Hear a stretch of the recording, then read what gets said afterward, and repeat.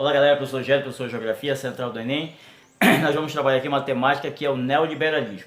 O neoliberalismo já foi trabalhado anteriormente pelo professor Givander aqui no canal, só que a gente vai fazer um foco muito mais preciso no território nacional, na economia nacional, né? Trabalhar a questão do neoliberalismo no Brasil. Bom, antes de mais nada, é importante saber que o sistema neoliberal ele foi implantado no Brasil de forma contundente a partir da década de 90, mas anterior a isso, o modelo econômico que o Brasil adotava é chamado modelo de substituição de importações. Esse modelo de substituição de importações, criado na década de 30 no governo Vargas, baseava-se justamente numa política em que o Estado tinha uma intervenção maior, fazendo investimento em vários setores. Então aí entra, no caso, o setor de prospecção de petróleo, o setor de exploração mineral, setor energético, setor legislativo, setor judiciário, os setores sociais como educação, saúde, previdência, habitação, até o setor segurança pública, ou seja, você tinha um Estado inchado, você tinha muito investimento, certo, no qual o Estado iria fazer uma quantidade de gastos maior, em contrapartida, no caso, ele tinha um baixo poder de arrecadação. Se você tinha um Estado que gastava muito e arrecadava pouco, significa dizer que o Estado contraía dívidas, então você tem um Estado endividado, e por conta desse endividamento passa-se a ter necessidade estabelecer uma política de ajuste ou de austeridade fiscal, de tal forma que o Estado possa reduzir os gastos, certo? E aumentar a arrecadação de tal forma que ele possa fazer esse processo de balanceamento, né, na economia. Então, no caso, o Estado, começando lá, o modelo de substituição de importações, começando no governo Vargas, passando por alguns dos principais presidentes do caso, o presidente JK, né, e os governos militares, esses governos se mostraram muito mais propensos a fazer gastos em determinados setores para que pudesse fazer com que houvesse uma maximização do setor produtivo e da economia do país. Entretanto, houve um gasto excessivo e por conta desse gasto excessivo o Estado acabou contraindo dívidas. Então, a década de 70, a década de 80 foi marcado por vários acontecimentos históricos importantes. Nós temos aí no caso o processo de fragilização do modelo do socialismo real na antiga União Soviética, com a culminância da sua fragmentação na década de 80, né? Você tem a dissolução do sistema socialista na década de 80, a fragmentação territorial da União Soviética. A década de 70 é marcada também pela implantação de um modelo de produção baseado em multitarefas e multiversatilidade do trabalhador, e você tem um modelo toyotista de produção, a gente vai trabalhar isso mais à frente, certo? Contrapondo, no caso, ao modelo fordista, que não mostrava naquele momento uma situação produtiva pelo qual pudesse apresentar por conta das mudanças, né, econômicas que o planeta estava passando. Você tem a revolução técnica e científica, você tem o que? A segunda revolução industrial gradativamente entrando em decadência com o modelo fordista e dando espaço à terceira revolução industrial ou técnica e científica com a implantação desse modelo toyotista japonês, que a gente vai ver mais na frente essa diferenciação entre fordismo e toyotismo, certo? E essas mudanças históricas vão acabar culminando justamente com o fortalecimento de uma política econômica que é o chamado neoliberalismo, principalmente nos Estados Unidos com Ronald Reagan e na Grã-Bretanha com a primeira-ministra Margaret Thatcher. No Brasil, a implantação do modelo neoliberal ele vai ser muito mais contundente, como eu falei para vocês, na década de 90, justamente para substituir o chamado modelo de substituição de importações, com maior intervenção estatal. Certo? Então veja bem, o Estado por muito tempo, ao gastar excessivamente, o Estado era inchado, o Estado hipertrofiado, o Estado era grande, certo? Então esse Estado gastando bastante e simultaneamente arrecadando pouco, contraía dívidas e passava-se a ter necessidade de implantação de um modelo econômico que pudesse o quê? Sanear as contas públicas, evitar essa sangria de capital no país, e a partir daí você tem uma necessidade de haver uma mudança desse modelo econômico. Foi quando na década de 90 no Brasil foi implantado o modelo neoliberal. E o primeiro presidente que começa a implantar, que implanta esse modelo neoliberal foi o Fernando Collor de Mello. O Fernando Collor de Mello cria o PND, que é o Plano Nacional de Desestatização. Esse plano consistia justamente num processo de tirar do Estado determinados setores e passar para a mão da iniciativa privada na tentativa de fazer com que o Estado ele pudesse, no caso, ser aliviado quanto aos investimentos, certo? Tirar essa onerosidade dele e passar, no caso, para a mão da iniciativa privada setores que elas pudessem, no caso, revitalizar a economia do país. Então você tem a implantação do chamado modelo neoliberal.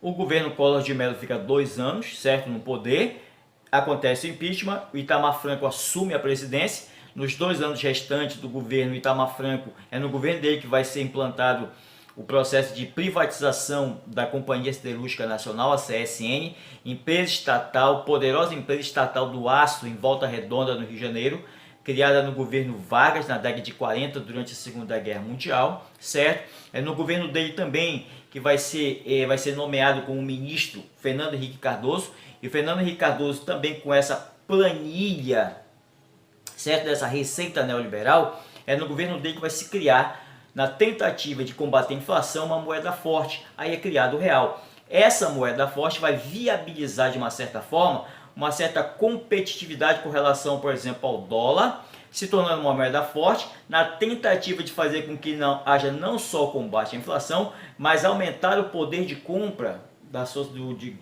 do trabalhador, para viabilizar maior consumo, maior circulação de capital e a tentativa de estabilizar a economia do país, tá? Então o governo, essa criação do real é que vai ser, no caso, o carro-chefe para que posteriormente Fernando Henrique Cardoso possa ser eleito presidente, ficando 2 mandatos.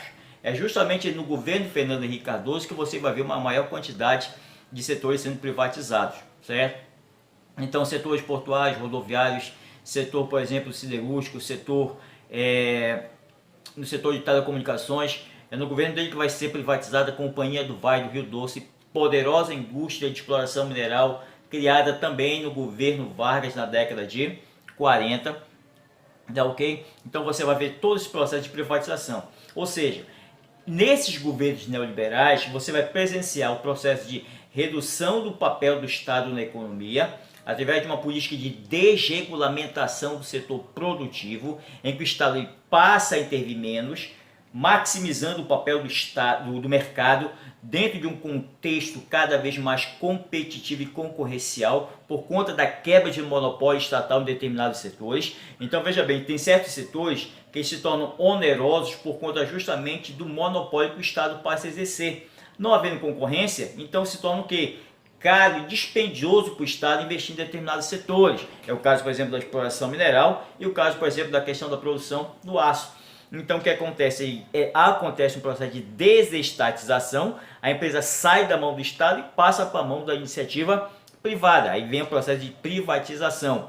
Então isso é uma tentativa do governo estabelecer uma política de austeridade ou ajuste fiscal, caracterizado justamente pela redução de investimento em determinados setores, como por exemplo educação, saúde e assim por diante, que associada à privatização, o governo tenta, no caso, balancear essa dívida e a partir daí, no caso, fazer com que estabilize a economia do país. Então você tem o governo Fernando Henrique Cardoso, depois de 2 mandatos, você tem 2 mandatos do governo Lula, 1 mandato e meio da Dilma, certo? Então veja bem, esses 16 anos, no caso, que o PT ficou no governo, ao contrário do que muita gente imagina por aí, não houve implantação de comunismo nem de socialismo no Brasil, muito pelo contrário, houve uma continuidade de uma política neoliberal, tanto é que no governo Lula é que começa a ver as chamadas concessões com maior intensidade. O que são as concessões? Vamos estabelecer aqui uma diferença para não causar confusão. Privatização é um processo pelo qual, através de leilões e concorrência, determinados setores de produção de bens e oferta de serviços são passados para a mão da iniciativa privada de forma definitiva. As concessões são quando determinados setores da oferta de serviços são repassados para a mão da iniciativa privada de forma que temporária, certo? Temporária. Então o governo passa, no caso, para a iniciativa privada determinados setores, para que justamente o governo tire esse ônus, né, essa carga quando se trata de questão de investimento e passe para uma iniciativa privada. E a iniciativa privada, a partir daí, através de cobrança de taxas de usuários, certo? Ela passa a estabelecer essa questão da oferta, tentar, no caso, de uma certa forma, modernizar e melhorar a oferta de determinados serviços dentro da economia nacional. E o governo Lula, no caso, ele foi caracterizado principalmente por essa questão dessas concessões. Então o governo Lula sai, entra o governo Dilma, que também continua essa política neoliberal. A presidente Dilma, no caso, ela sai através de um processo de impeachment, entra o Temer dá essa continuidade, acaba o governo Temer do Bolsonaro, e o Bolsonaro ele tenta estabelecer essa política neoliberal, tá ok? Então, a partir daí também você vê a chamada criação de agências reguladoras. Que são essas agências reguladoras? As agências reguladoras são justamente autarquias criadas durante os governos, desses governos neoliberais, para manter uma política de controle e supervisão do Estado sobre determinados serviços que foram concedidos ou privatizados. Aí você tem, por exemplo, a Anvisa, Agência Nacional de Vigilância Sanitária, a Anatel, Agência Nacional de Telecomunicações, a ANEEL, Agência Nacional de Energia Elétrica, a ANTAC, Agência Nacional de Transportes Aquaviários, a NTT, Agência Nacional de Transporte Terrestre, a ANP, Agência Nacional do Petróleo, a ANAC, Agência Nacional de Aviação Civil, a ANA, Agência Nacional das Águas, entre outras agências reguladoras também. Nesses governos neoliberais também que por conta justamente da mudança histórica no planeta, com a crise do modelo do socialismo real e com praticamente a globalização do capital, do sistema capitalista, você começa a perceber uma certa maleabilidade, uma certa flexibilidade das fronteiras, o que faz com que, no caso, determinadas empresas entrem com mais facilidade dentro de determinados países. O Brasil, no caso, ele dá abertura para que muitas empresas, no caso, entrem na sua economia, entrem dentro do seu território nacional, certo? E passem a ter um controle sobre determinadas parcelas da economia do país. Então essas empresas, às vezes, grandes conglomerados, eles vão se mostrar uma competição, às vezes, muito desleal, que muitas pequenas e médias empresas nacionais não vão dar conta desse processo concorrencial, vão quebrar. Aí começa a haver todo um processo de falência de empresas nacionais e também o aumento do desemprego no país.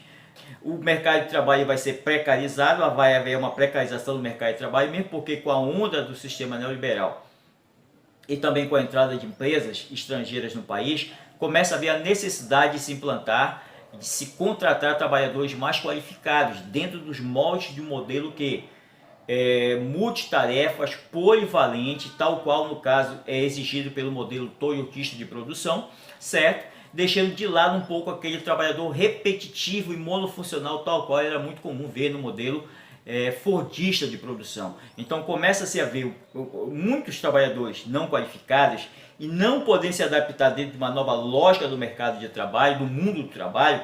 Muitos trabalhadores vão ser dispensados, começa a ver o processo de desemprego, o aumento da informalidade, certo? O aumento do subemprego, e o Estado, uma tentativa também, dentro dessas relações trabalhistas, de poder sair dessa onerosidade de gastos com o servidor público. O que o governo faz? Ele começa, no caso, a estabelecer a chamada terceirização, pelo qual o Estado contrata uma empresa privada para que essa empresa privada possa tomar a frente de determinados setores no mercado de trabalho, tá ok?